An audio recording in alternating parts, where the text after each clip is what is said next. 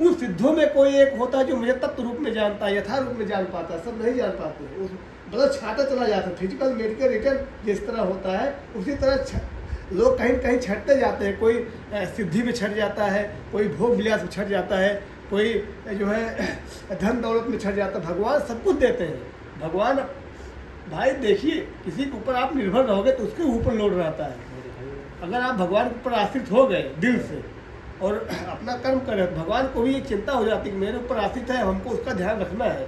लेकिन ये उसके लिए है जो पूर्ण रूप से भक्ति करता है, उसकी ठेका लेते हैं। सब नहीं कि खाली प्रोसीजर रात के जब कोई 4 माला तुमके रखा गिनती के लिए नहीं।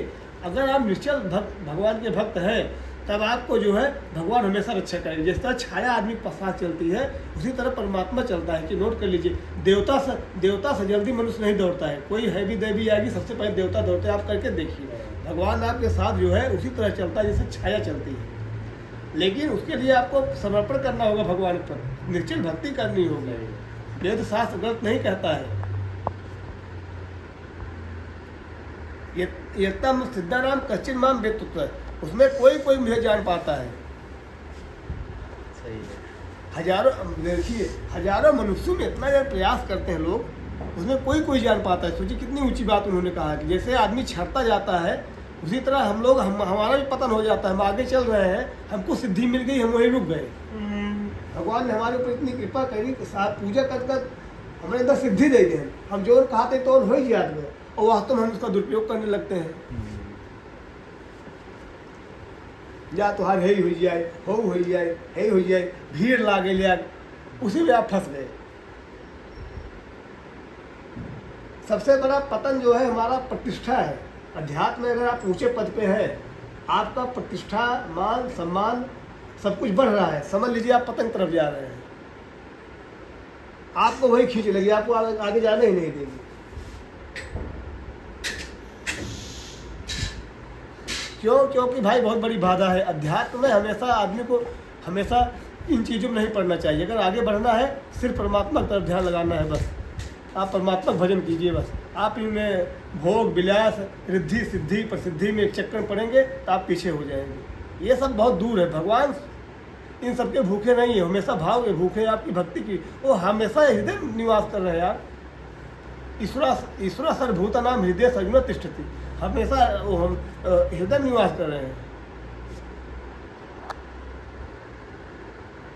अब कोई कहे कि मंदिर जाने से भगवान मिल जाएंगे, जंगल में जो है तपस्या करने से भगवान मिल जाएंगे, ये करने से मिल जाएगा, कुछ नहीं है भाई। आप अंदर भगवान जो बैठा है उसको आप अंतर देखिए, अंदर में देखिए, अपना अंदर साफ कीजिए इतना बढ़िया कि आपके अंदर भगवान निवास करना शुरू कर दे। हमारे अंदर जब पवित्रता ही नहीं, भगवान आएंगे कहाँ? मन रूपी मंदिर को इतना निश्चल कीजिए, इतना साफ कीजिए, आँखों को दोष रहित कीजिए, तब भगवान दिखाई देगा। हमारे आपके अंदर जो है जो पर्दा पड़ा हुआ है ज्ञान का, पहले उसको हटाइए। काम क्रोध लोभ मोह मर्दा का जो पर्दा पड़ा हुआ है, हम इसके चक्कर में है और यही ढका हुआ है। यही ज्ञान ही ढका है जिससे ज्ञान में आते हम परमात्मा को देख नहीं पा रहे हैं। जब तक ये हटेगा नहीं तब तक हम परमात्मा दर्शन कहाँ कर पाएंगे। ना हम प्रकाशा सर्वस्व योग माया समाविता, मैं सबके समय हर मनुष्य हर प्राणी के समक्ष प्रकाशित नहीं होता हूँ, दिखाई नहीं देता हूँ। क्यों कहा है? इसीलिए कहा है कि चूँकि सबके नेत्रों के अंदर अंधकार है, सबके अंदर पर्दा पड़ा हुआ है। किसका पर्दा है? माया का, अज्ञानता। कितना बड़ा पर्दा पड़ गया है कि हम उनको देख ही नहीं चाहते हैं। झूठे सत्य जाहि बिन जाने, जिम भुजन गरज नहीं पहचाने। रात के अंधेरे में रस्सी और सांप का भेद नहीं मालूम हो रहा है, कौन सी रस्सी है कौन सांप है। इसी चक्कर पर दूर से देख रहे हैं, अरे ये सांप है रस्सी, यार सांप है रस्सी है, और हम उसको हम यथारूप में देख भी नहीं पा रहे हैं, संशय में छोड़ दे रहे हैं। झूठे सत्य जाहि बिन जाने, जिम भुजन गरज नहीं पहचाने। जय जानत जग जात राई, जागे जथा स्वपन भ्रम जाए। जैसे, और जब ज्ञान होता है, जैसे सपन में सोया हुआ आदमी उठने के बाद कहता है अरे यार ये तो कुछ नहीं था, तो सपन था यार, सपन में मैं राजा था, तो मैं जो था वही हूँ, वही स्थित होती है। ब्रह्म सत्य जगत मिथ्या।